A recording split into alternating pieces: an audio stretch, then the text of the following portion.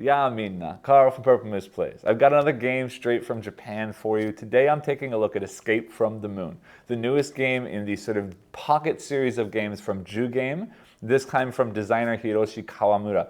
This game is a sort of follow-up to another game I've already reviewed on this channel, Last Dungeon Pocket. Click here to go back and check that one out. But this takes that same sort of solo deck building concept from that game, adds in a bit of a movement puzzle this time on the moon, trying to reactivate a computer system, a launch program to get off the moon in your rocket safely after some disaster has occurred at the lunar base.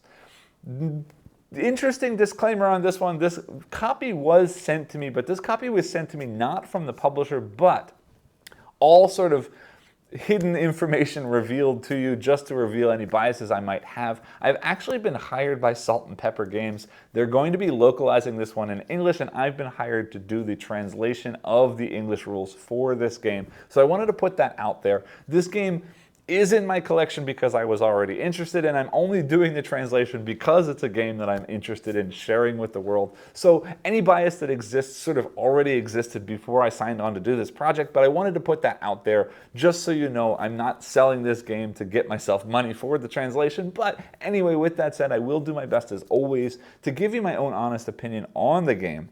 With that said, let's head down to the table to see how this one plays, and then I'll meet you back up here to let you know what I think. To set up a game of Escape from the Moon using the core game rules, meaning not using any of the included scenarios in the rulebook, begin first by taking these oxygen cards or event cards on the opposite side. There are 8 of them, giving them a shuffle. And then removing one from the game at random, placing it back into the box. Then from the remaining 7 cards, one of these will be set aside for just a minute, and the other 6 cards will be placed out in such a way that you can see how many of them are remaining. But I'll redo that in just a second when I set up the board so I know where is a good place on the screen to place them. For now, I'll just set them over here off to the side. Then taking the one removed card, this will get shuffled in with all of these sector cards. And these sector cards include the 2 launch program cards as well. That's going to get stuck inside that deck, shuffling those up. And then I'm going to make a 3x4 grid of these cards as our sort of map for this game. And then at the bottom of this map down here in the center, I'm going to place the start point card like that. And then finally at the top here in the center, I will be placing out this escape point rocket card. Using the 15-point side for the standard game, there is a 22 side that gets used in some of the scenarios, but for the core gameplay, I will be placing that 15 out just like that. Next down here on the start point, I will be placing out my player card to show my location at the base. And then now that I know where everything is on screen, I will set these cards out again like this so I can see how many are left, like that. And then to finish setup, I need to take the search card deck, making sure that all of the cards are oriented with the text on the back in the sort of readable orientation, because these are double-sided cards. So making sure that this side is face up, giving those a shuffle. And then for my starting hand, I will deal out a hand of 5 cards. 1, 2, 3, 4, and 5, like that. Setting the rest of the cards here. Actually, let me set them up higher, because then down below them, the last thing I need to set out for play is this discard pile marker, which I will just set there. Then my discards can go right there as well. The only other card in the box is this card here, and this card is simply going to explain the scoring for the medals that show up on some of the cards, and it says success, so you can pose with this if you do win the game. You'll see on the back of here is unknown, that's sort of if you get lost in the game. And on the back of the player card, no, the start point card is a failed. If you do lose the game and want to post a picture, you can use that as well. So like that, we are all set up for gameplay. So Escape from the Moon is going to play out over an undetermined series of rounds. in which I am sort of exploring this lunar base, searching for items that will help me make my escape. But the main thing that I need to accomplish is I need to reactivate both of these launch computer programs in order to then get to the rocket and escape. And all of that is going to work following a sort of standardized round structure with 3 phases. The first phase of every round is to draw 3 cards into my hand. However, in the first round of the game, since we are starting with a hand of 5 cards, we do not do that because there is a hand limit of 6 cards, and if you do ever draw past 6 cards, after drawing up past 6 cards, you're going to discard whatever cards you'd like to in order to get back down to 6 cards. So if I started with 5 cards, and in the very first turn I drew 3 cards up to 8, that would sort of be starting off with a very strange start to the game. So you do start with 5 cards and do not draw any cards from the deck. So if you'd prefer, you could say I started with 2 and did draw 3 in the first round. The next phase is sort of the action phase. And in this action phase, I'm going to be spending cards to move around the base, and then also to search locations to find stuff and or to activate the launch computers and or finally to escape at the rocket once both of these have been activated. Now, aside from these 2 special locations and this location, every other sector is going to give me the ability to, if I successfully search that sector, find an item that I can add into my deck of cards to give me new abilities as well as more cards to do further search actions later on. Or instead of taking that item, I can spend that item or sort of remove that item from the game to instead upgrade one of my original search cards that is in the discard pile, flipping it over and sort of upgrading the ability of that search card to be able to do better things moving forward. And I'm going to explain each of these things as I do it, because if I try and explain what everything is beforehand, it's going to be a little bit confusing. Also, you'll see that sort of every time I've played through my entire deck, I've basically exhausted all of the oxygen in the oxygen canister that I'm currently using, and then I need to refill my oxygen. And the way that happens is I'm going to take all of the cards that are in a discard pile, flipping them over as is. There's no shuffling of the discard in this game, which means every time I discard into the discard pile, it's my choice what order I do that, because that's the order that they're going to come back out in the next time I refresh my deck. So when I run through my entire deck, I will take the discard, flipping it over, and then I will take the first of these event cards or oxygen canister cards, sliding it underneath my deck. And these are mostly going to be bad events that sort of gum up my hand, allow me to hold less cards because it takes up a slot. But a couple of these may or may not be, depending on what's been removed and depending on what's over here, could be a good event that does help me a little bit as I play through. But otherwise, it's my job to find as much stuff that's going to help me, but ultimately to activate both of these computers and make my escape before I've completely run out of oxygen. So the first thing I'm definitely going to need to do is take a move action, because starting at the start point is not going to be very helpful for me because there's nothing I can do there. And looking at what's around me, I know based on my starting hand that I don't have a ton of ability because I've only got 1s and 2s. And what I need to do is go to a location and basically play a number of cards to match or exceed whatever number is at that location. So going for like one of these 2s or 4s at the start is not a bad idea, because it means that I have more likelihood of getting those things. And once I get those things, my abilities become better, and then I can get some of the higher level cards as well. And again, all of this will become clearer as soon as you see my first move action and my first search action. But looking around here, I don't know what's on the back of the card, although I kind of do because I've played this a bunch now. But there's little hints at each of the things. So let me sort of explain what each of the sectors is and what the hint says at the bottom, so that you can kind of understand my thinking as we go through. This is a lab, and it says that the data of our research is held in that lab. This is a rover. It says it could be helpful. It's a small vehicle that could be helpful for getting around. This is like a biodome, and it says they're researching some kind of new creature in there. This is the AI sector. The AI sector says if I have some kind of AI that's assisting me, it might be easier to launch the program. This is like a storage warehouse that says there might be some kind of item in there that I can find that would help me sort of protect myself against hazards. Here is the fuel sector. I might be able to find some fuel for the rocket. These are my 2 launch programs. This is the power sector. This says there's a power unit. The power unit is broken, but if I can fix it, that might be useful in my search or in my exploration. Here's a communication sector that says it might be useful for me to be able to use it if I can make it working again. This is a sort of barracks or a sleeping sector. It says that, yeah, it's used for the crew's residence. So having a rover to move around early might not be a bad idea. Some kind of protection of the environment might not be bad. The AI assistant, and that's really easy to get. So maybe I get this, which helps me move. Then I can move around a bit more and aim for there next. All right, so I only need to move 1 to get there. Yeah. All right, so I'm gonna spend, when moving, use discard cards to the discard pile, adding up the points of the card here in the top left corner to show you how far you can move. And you can always move less, so I could spend this 2 and move 1 space instead. But I think for right now, I'm gonna discard that card to move 1 space there.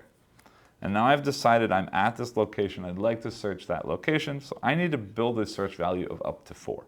Now, in order to move, I just discarded the card to get those points. But in order to search, you'll see that every card has this sort of red tag on it. This is the oxygen cost. That's how much oxygen I need to use in order to use that search strength. And what that really means in gameplay mechanisms is that I need to discard 2 other cards in order to play this 2.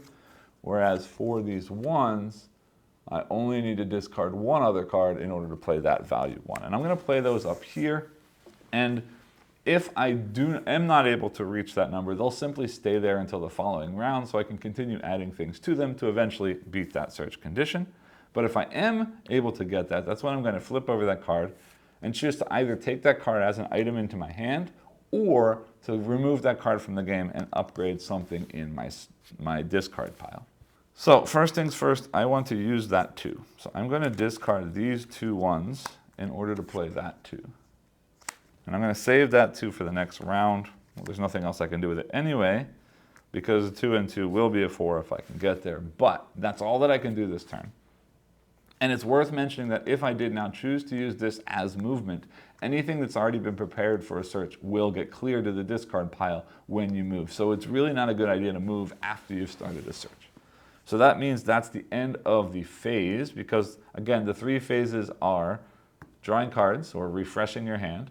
Number 2 is move and search, and number 3 is to check the sort of results of your search. So right now it's a failed search. I can't do anything more. That's the end of my turn, so I draw 3 cards. 1, 2, and 3 like that. Now I could move, but again, that would go away. So I am going to search. So I'm going to discard those 2 cards to play that 2. So that is a 4, that's a successful search, so I will take that away. Now it's worth mentioning here, now that this location is empty, it still counts as a location. So if later on I do move through that space, I still do have to pay 1 movement to go through there. And you'll see now that I've got this item card, which is a rover. It's a discard 1 for 2 points and a search, but if I use this card for movement, it says that this 2 becomes a 6 when used for movement. You'll also see later on we're going to talk about endgame scoring. This will be worth 2 points for my final score at the end of the game. And now I can choose to either add that to my hand as a new card, or I could remove it from the game to rotate one of the cards in my discard pile. But it's early enough in the game that I do want more cards so I don't churn through my deck a lot and burn off all my oxygen. And also having increased movement right now could probably be a good thing. So I'm going to take that into my hand. Now I do still have 2 cards, but I did finish my search results phase, which means I do now have to draw cards before I can play any of those cards. I can't keep doing movements and searches after I've decided to sort of check the results of a search. And these 2 cards that were used in that successful search will now get discarded. And I can discard them in the order of my choosing, but since both of them are the same now, that doesn't matter. And now you can see I am out of cards. So I'm simply going to take my discard, flip that face down, taking the first oxygen card to the bottom of that deck, and that is my new deck. Next turn, drawing 3 cards.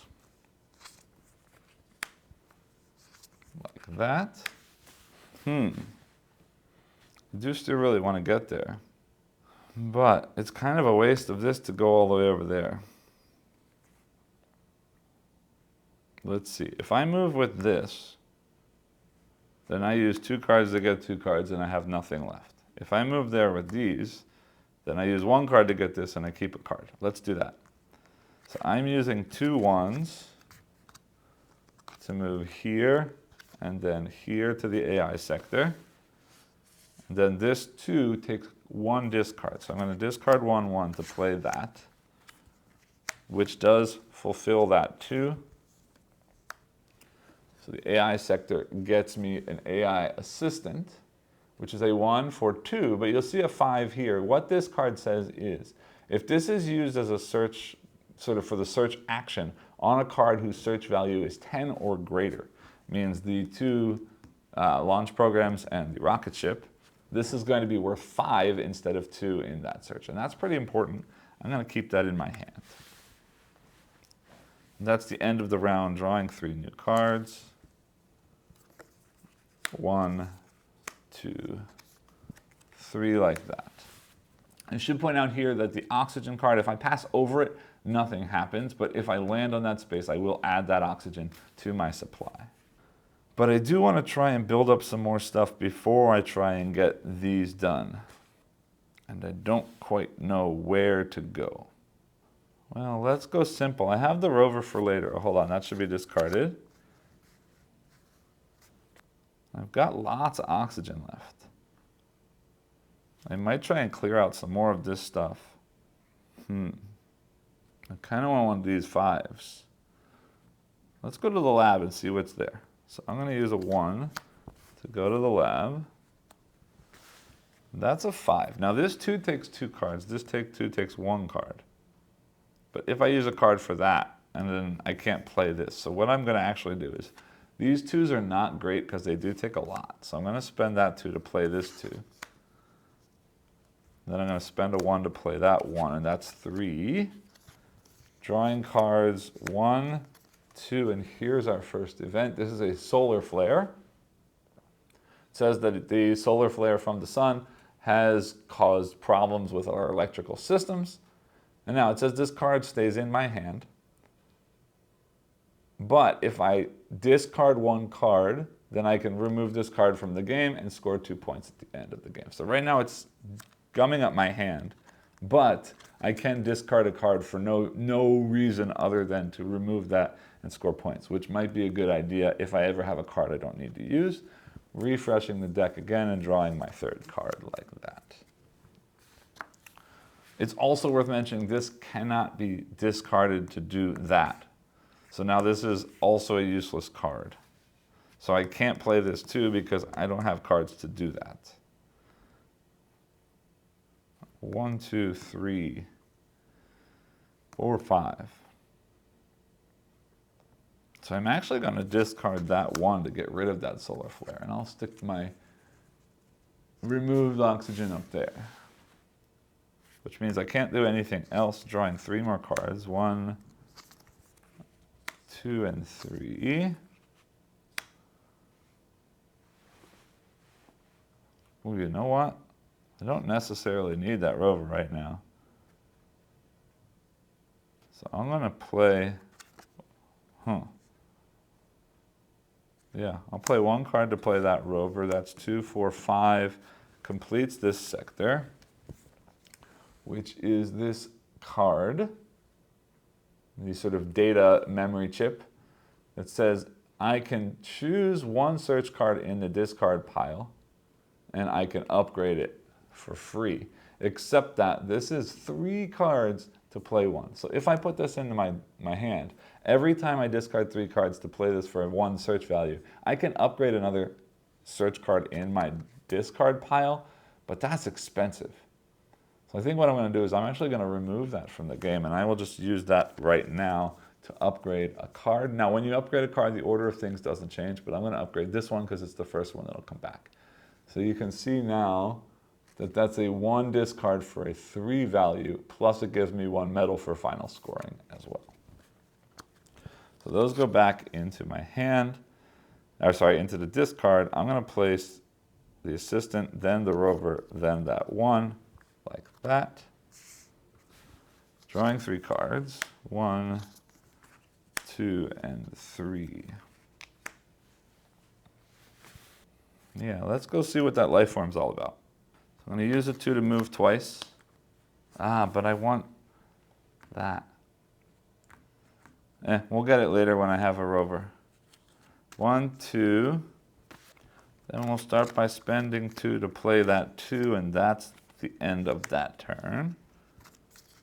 Means my first draw is this, which is another event, the other negative event. A meteor hits and causes some problems.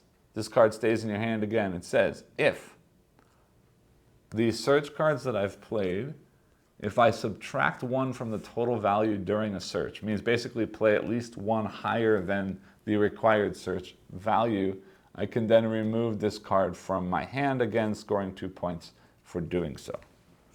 This flips over, 1 more oxygen. Drawing 2 more cards. 1, 2, and there's my upgraded card, which is a 1, 3, which is great. But I want this to go away, so I'm actually going to do something silly. I'm going to play a 1 there to play this 1. Drawing 3 more cards. 1, 2, and 3 like that. Because then, now I can play this 1 to play that 3, which is 6, and subtract 1 is 5, which does that, and gets this out of the game, like that. So at the biodome, we've got some unidentified organism, the cooperation of an unidentified organism. I spend 1 card to play this, and it's a 1 plus the number of event cards that are in my hand. So unfortunately, I just removed 2 of those, so this is not that useful for me. So I'm actually going to remove that and upgrade 1 more of these 1s to a 3 like that. Then these go back in. I don't love the 2s, so I will do that. Still have these. I draw 3 new cards. 1, 2, 3 like that. All right. Then, I don't know that I'm ready for this 12 yet, but I want that oxygen soon. And I don't know if I care. I think I might skip these, and if I need them later, I can come. I'll go for this 6 up here. So I'm going to use the rover, which is a 6 move now, to come 1, 2, 3, 4 to get that oxygen card. And then I'm going to spend 1 more, and we'll go to this power unit for 6.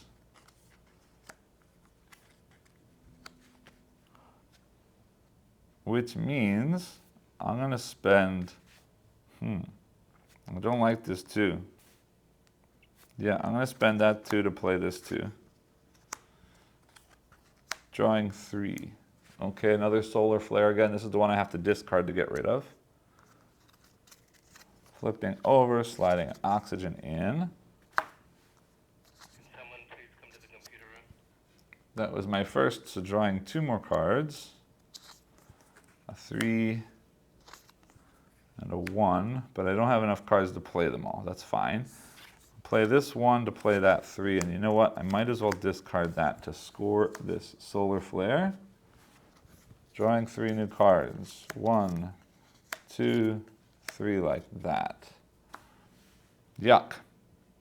All right, well, I'll play a 2 to play a 1 like that. Gets me this 6. And we've got the power unit that we fixed. This is a 2 discard for 3 points, but also it says I can draw 3 search cards from the discard. I can choose 3 cards, 3 search cards from the discard, and place them at the bottom of the deck. So that's basically giving me more life. That's great. I will absolutely keep that as a card.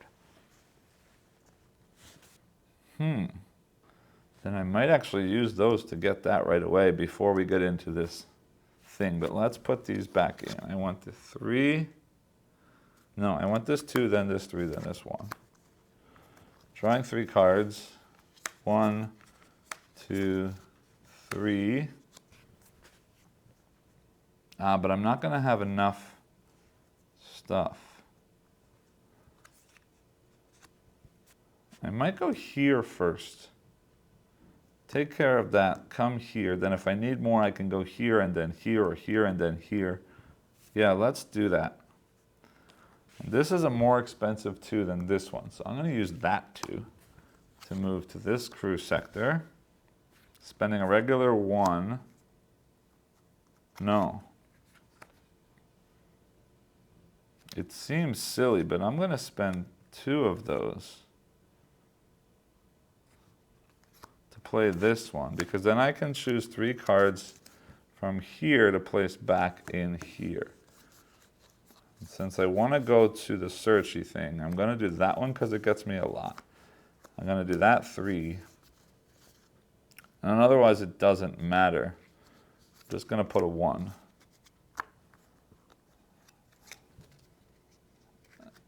Hold on, no, I can't do that. That's not a search card, and now I don't know what order that was in. Sorry. I think that was 3, 2, 3, 1. I think that was that. So I can only take 1 more regular card. Yeah, that's fine. We'll do that. And those go underneath my deck. And I did succeed there, which gets me an ID card. And the ID card is a 1 for 2, which is nice. It also says I can draw up to 3 cards from the deck when I play this, and then I have to choose 1 card from my hand to put at the top of the deck. So that will go into my hand, this will go into the discard pile. So now we're drawing 3 cards again. 1, 2, 3, another meteor, which is that -1 for my search to get rid of. Yeah, yuck. Well, okay, I'm gonna move to here. And that's a shame, but those are more important than that. So I'm gonna discard that to play this one. It's 3. Drawing 3 cards, 1, flip, put the oxygen under, 2 and 3, like that. Of course, I'm going to play that to put out a 3 there. That's 6. And I'm going to play this 2 to put a 1 because that's 7. And I know that if I can get that AI, that's 5. That makes 12. So let's see what comes out. Oh, it is the AI. I can see it right there. Cool. 1, 2, and 3 like that. So I won't be getting rid of this, but I will succeed there. So I'm going to use this one to play this 5 because it is greater than 10. 5, 6, 7, 8, 9, 10, 11, 12. We've succeeded. I'm going to swap that 2 and that 1 to my discard like that. First launch program is active. This is a 1 for 4. There's no ability. It just says you have to do 2 of these and then escape. Now, I could remove this just like any other to upgrade something else, but a 1 for 4 is pretty awesome straight into my hand, so let's keep it. Like that. The end of the turn, drawing 3 more. 1, 2, 3, and we got 1, 2, 3, 4, 5, 6. We're okay. Good. Then, I don't know that I need to pick up anything else. Maybe here, and if I need to, I can get this on the way to there. So then I'm going to spend this 1. No, I'd rather have a 1 that I can play than a 2 that I don't want. So I'm going to get rid of that 2 to move here. Spend a 1 to play that 4.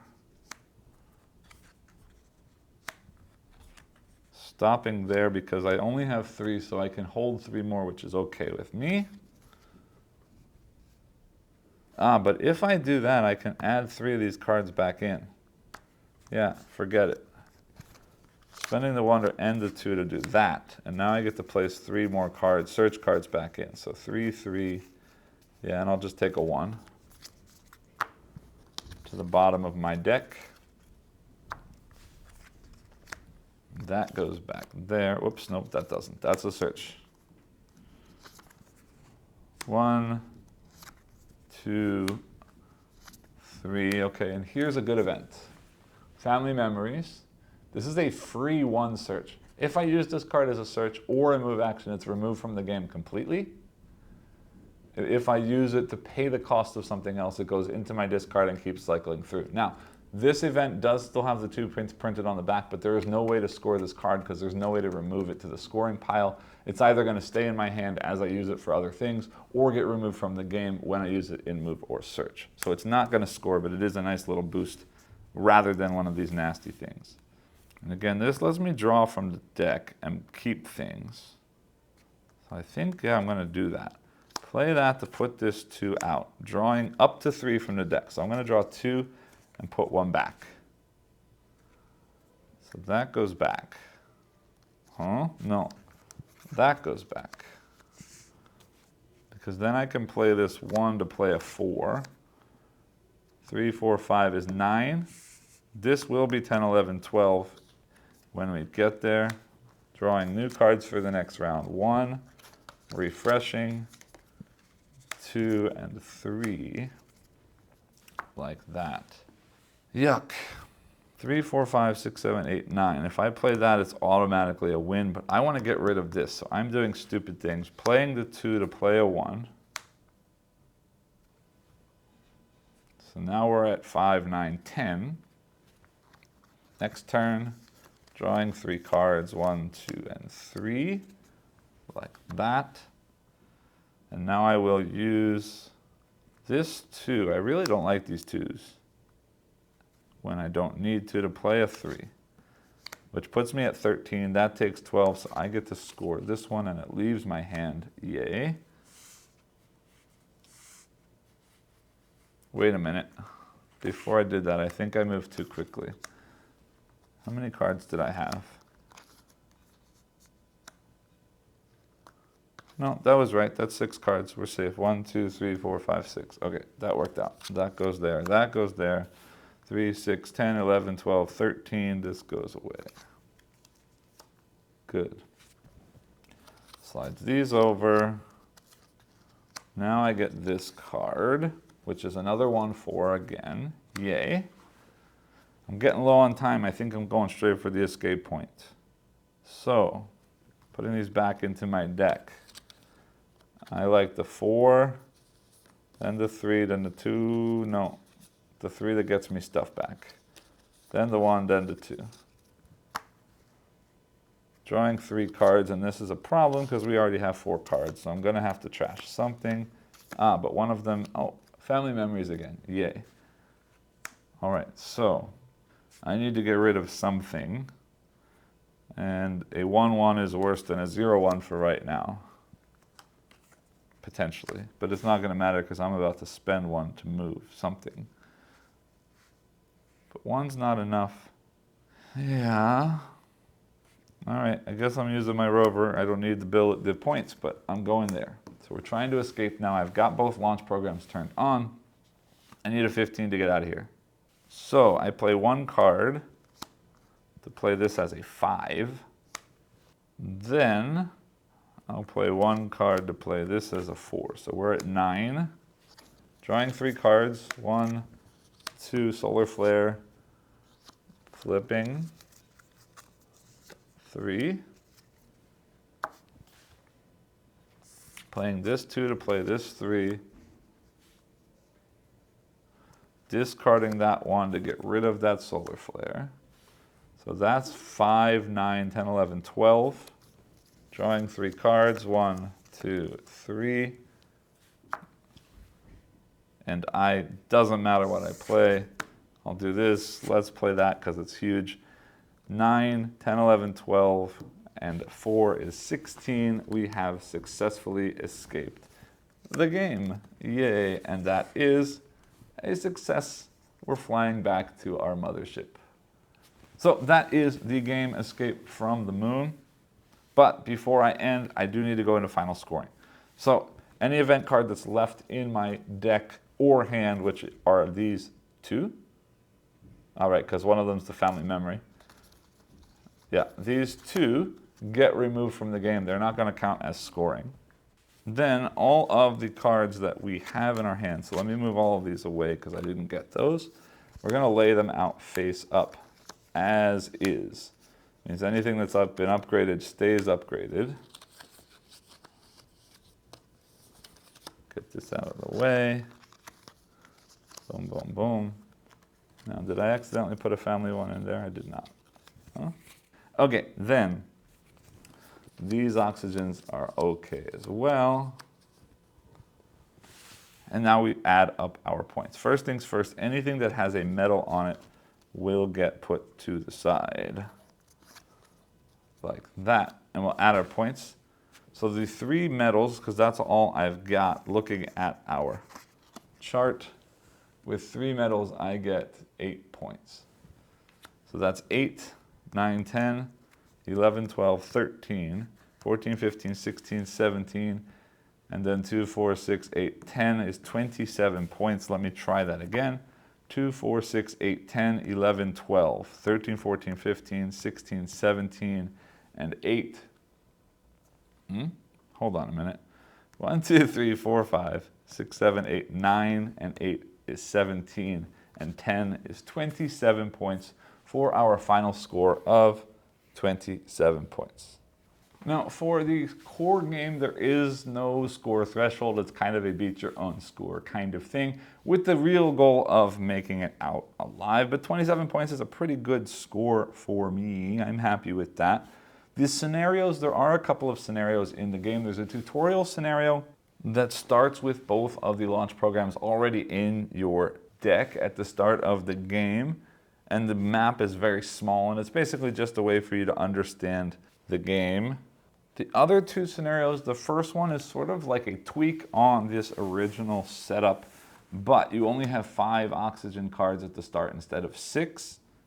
And you are playing on the 22 side instead of the 15, which does boost the difficulty quite a bit. And that tutorial does have a sort of score ranking at the end of the game as well. Then the next level up sticks with the 5 oxygen, the 22 side for the rocket, but also one of the sector cards is removed randomly from the game during setup. And these sectors are sort of 2 long rows of sectors with 1 in the middle, so the movement gets a little bit more expensive as well. And the rocket is back behind your starting zone. So there's a rocket, then a starting zone, then a long row of sectors, a single sector, and another long row of sectors. So you really do have to move around quite a bit more in that tutorial. And again, that one also has a scoring threshold at the end. Though I can't really speak on the scoring thresholds currently because I did just recently speak with the designer, and with my sort of questioning, the 2 of us have reworked the scoring rules just a little bit. So it looks like he's re-evaluating or recalculating what those score thresholds should be. While I'm here, I should show you the other cards that did get removed. The only oxygen card that was removed was just the second Family Memories that my brain thought was in the game, but actually was not. And the sectors that we didn't pick up, the fuel sector gives you rocket fuel, which is a 2 cost 1, but what you get to do is from your hand you get to play out another card with 0 cost after playing that card. Then this 4 here, this sort of storage warehouse, is a hazard suit basically, and this allows you to remove 1 card from your hand from the game. So basically it's a card that allows you to cull some of those cards out of your deck that you may not want so much. But you can also use it to remove an event card. So that's extra helpful, which is why it's sort of the hazard suit, because it's preventing the hazards of the events. The final one is this communications card, which is a hacking ability. It's a 1 for a 2 value. And this one lets you choose 1 card from the discard pile to add directly into your hand. So that's basically it for the cards. The card quality of this game, component-wise, really, really good. Jugame cards tend to be really good quality cards. The colors on everything, as I've come to expect with Jugame, are super poppy, super bright, saturated colors, which I love. Again, this sort of paper cutout style kind of artwork, or at least sort of blocky overlaid shape artwork, As we saw in the previous sort of iteration of this game, Last Dungeon Pocket, again, big fan of the artwork, big fan of the look of the game, big fan of the design of the components of this game. Otherwise, this game, as with other Jugame games, does just come in a flip box. This also comes in one of those sort of foily Ziploc bags that you've seen in my other small Japanese game reviews. I don't really need to show you that because that's not the product. That's just sort of how the product is sold. Again, just in this little box. No rules included. It is a PDF rule set, which actually in this case worked out nicely because number one, there's a lot of rules in this game to fit in this small little tuck box, but also as I've been playing this game, and I mentioned up top that I am doing an English translation of this game currently, as I've been translating the game, every time I see something with the rules that doesn't quite work right for me or it seems to flow strangely, I've been speaking to the designer, and awesomely the designer every time is sort of tweaking the rules and changing the rules and rewriting the rules, not changing the way the game plays at all, but just clarifying things in the rules. And having a digital PDF means that he can continuously update the rules to make them as clear and as perfect as possible. So while it would be nice to have a physical rulebook in the box, it's really cool to have a sort of living rulebook on the internet that he can constantly be tweaking and making better as the game lives its life out in the public. I am a big fan of the sort of look componentry of this game, and again, would it be nice to have a rulebook? Yeah, but again, I love that living rulebook concept online, so that gets a thumbs up from me as well. Now, with that said, meet me back up top and I'll let you know what I think about the game itself. Welcome back. I hope you enjoyed the playthrough. So this is now, again, the follow-up game with the same sort of core mechanical loop as Last Dungeon Pocket. A game that I reviewed before and a game that I continue to really enjoy as a small solo deck builder. And this one is sort of in the same ilk. So I have to say that I definitely enjoy this one as well, but it does some things differently quite a bit from the other game. So let me get into sort of what this is, what's different from the previous game and so on, and how I feel about the changes as well as what this game is doing by itself. So at its heart, this game is a deck builder game. You've got a deck of cards, you're playing those cards to sort of successfully complete searches of different locations on the lunar base with the intention of sort of improving your ability to get things done so that you can turn on 2 launch program computers, get to the rocket and escape from the moon in the rocket by again clearing a sort of search action by matching a certain threshold of value based on the cards you played against that rocket card at the end of the game. So you do have to sort of build up the power of your deck because that rocket is going to have a high value threshold that you need to clear in order to get out. And if you sort of race to it right away and try and do that, that's not going to happen. So in true deck builder fashion, the way that you're doing that is by getting cards into your hand, only this time there's no market that you're buying cards from. Those cards are coming into your hand based on these searches that you're doing. And when you search successfully by playing cards that match or exceed a certain point threshold or value threshold, you get that card into your hand, potentially. You can choose to add that card into your hand, growing the size of your deck, or you can remove that card from the game and improve one of your original starting cards, giving it a better value than it started with, but not adding more cards to your hand. And this balance is going to be really important to the game because each of these item cards that you're getting is also going to give you some kind of ability. Placing cards back into the deck from the discard pile, drawing additional cards into your hand, allowing you to play cards without paying the cost of the card, and so on. But most of the item cards, the search value that you're going to get when you do a search is not going to be as high as the upgraded cards that you're going to be able to switch from a 1 to a 3 value or a 2 to a 4 value. The problem then, though, is you have less cards in your hand. And why is that a problem? Because one of the main things that this game adds to the original sort of formula of Last Dungeon Pocket is this idea of a timer. Because the other games sort of had a timer because the enemies would get closer and closer if you weren't pushing them away, and if they got to the end you would lose. Here the timer is thematic as you are on the moon trying to escape this lunar base and you're running out of oxygen. And every time you cycle through your deck, you're using another sort of canister of oxygen, getting closer and closer to the end. And if you've cycled through your deck enough times and you've run out of oxygen, that's the end of the game.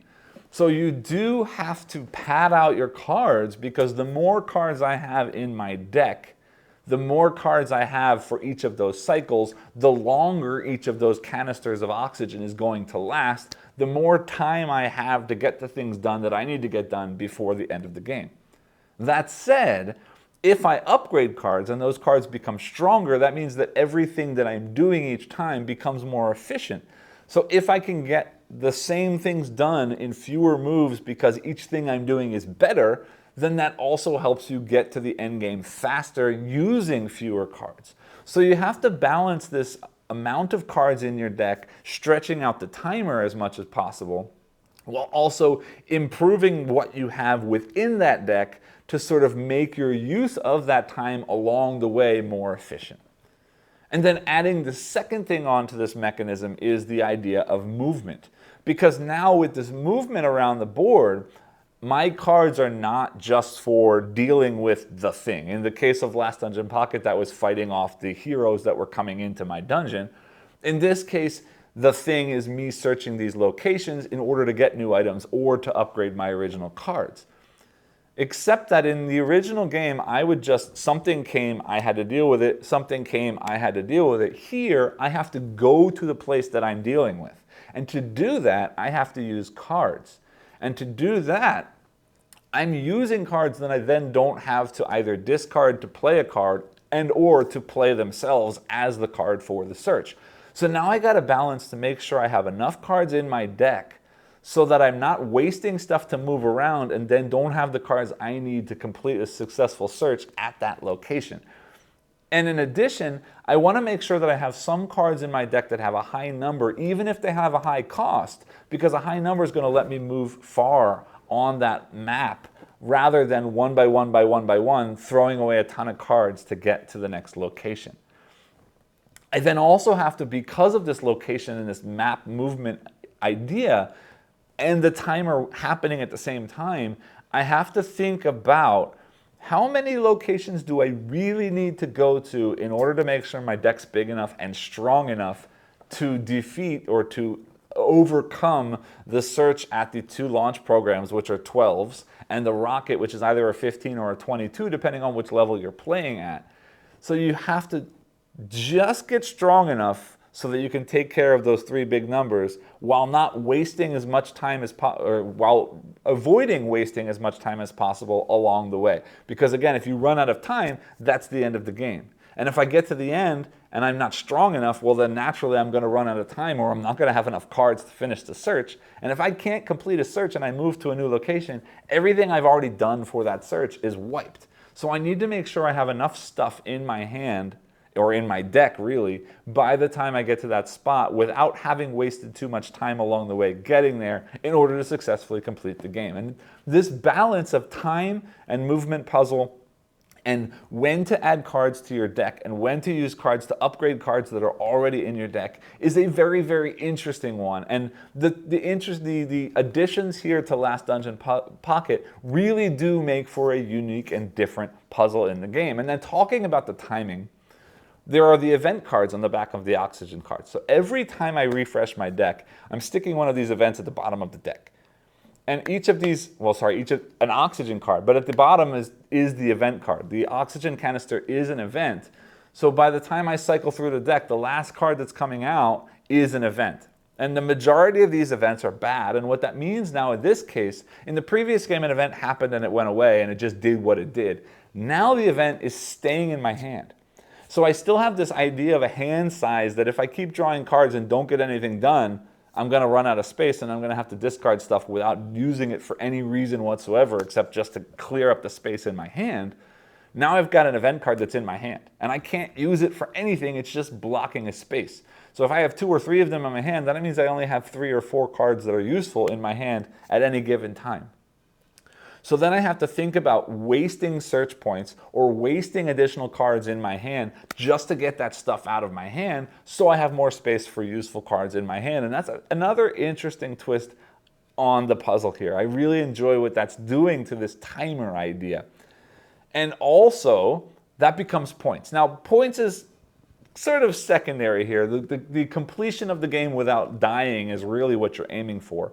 But then as you get into the scenarios here, and I'll talk more about the scenarios in just a second, as you get into the scenarios, you're also aiming for scoring condition or scoring points along the way. And clearing those events out of your hand is one way to get those points, as is adding new cards to your hand, as is rotating those starting cards to the sort of upgraded side of cards. So if you're aiming for points, means a better win than previously. Along the way, I said you should get to the end as fast as possible so you don't die. Well, now that's not as true if you're trying to collect points along the way, trying to make your success the sort of best success you can have. Then you do want to sort of get to as many locations as you think you can get to without overshooting your sort of available resource and then dying before you escape. And that additional step of push your luck to get as far as you can to make sure that you still have enough time to escape adds another wrinkle that makes this game even more interesting and even more fun. And I'm really, really enjoying this. Now, the scenarios, there is a tutorial mode here. I don't think you really need it. Maybe the first or second time you play this game, it could be a quick way just to try out the game. Or for younger players, it might be a good way for them to be able to sort of play the game without really needing to pay attention too much to what they're doing. But realistically, for me, the standard as-is rules without scenarios is pretty easy. I may have lost once or twice, but most of the time I'm winning on the standard rules, and it's more about how many points can I score.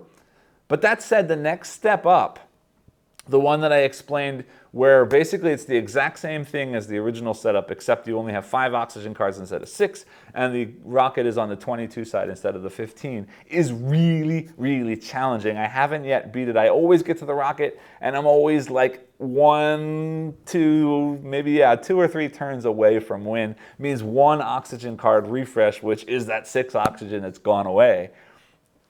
It's a challenge, and that's sort of where I play this game all the time now. I'm not going to lie to you, I haven't tried the final scenario yet because I wanted to wait until I beat that previous scenario before I tried the final one. So I can't really talk about how difficult it is. I imagine it's even more difficult. The interesting thing about the last scenario, though, is that it's much more focused on points because you don't have to go to both of the launch programs to get the rocket and get out of there. Except that, remember, the launch programs are a 1 discard for 4 search points, so it's still worth doing if you can do it.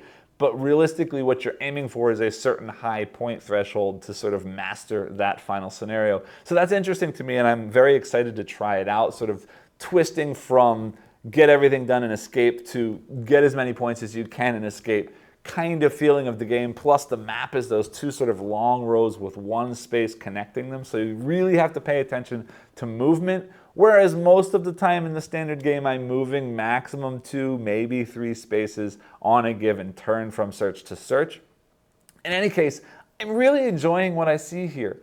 I love this sort of core mechanical loop. I was a huge fan of Last Dungeon Pocket. I'm really enjoying this one. Now, personally, I might still slightly prefer Last Dungeon Pocket just because I enjoyed the sort of pure, how do I build my deck to take out the enemies? How do I use the weird powers that the enemies are giving me to fight back against them? The movement puzzle that's added here, the timer that's added here adds a bit of stress that is definitely stressful to me. And thematically it works because here I am in this base that's falling apart. I'm running out of oxygen and I need to get something done and get off there before it's done. So it works thematically. Sometimes I'm not really in the mood for that kind of stress in a quick solo game like this. So personally, I like the first one a little bit better, but not because mechanically it's better than this one. This one does some really cool changes and twists to the original concept, and in any case, both of them will absolutely stay in my collection, and I'm very, very excited to see more. I know at the most recent Tokyo Game Market, Hiroshi Kawamura, the designer of this, has 1 more new game in the series that actually comes, or not comes with, but has available an expansion called Last Dungeon Dice, which is going back to the Last Dungeon idea, except now all of the cards have sort of dice conditions that you need to roll dice. I don't know the whole rules for it. I've only seen pictures and sort of pieced together what it is from the pictures. But I know that when I go to Japan this summer, I have a copy of that waiting for me, and I cannot wait to play it and bring you a video on that as well. I'm loving this series. I'm loving the changes and twists that each new game in this series brings to this idea of this sort of deck building concept. Big recommend on this one. And again, on this one, hold off a little. You don't have to rush and get a Japanese copy of this because, as I said, coming soon, I believe it's going to be crowdfunding. Salt and Pepper is doing an English version of this game with translation by yours truly. I hope I did okay. Definitely keep an eye out for that if this looks like something you are interested in. I hope that this video was helpful. I hope that you enjoyed what you saw. And as always, I ask that if you did, please remember to like, subscribe, and click the bell icon below. And I'll see you all next time. Thanks.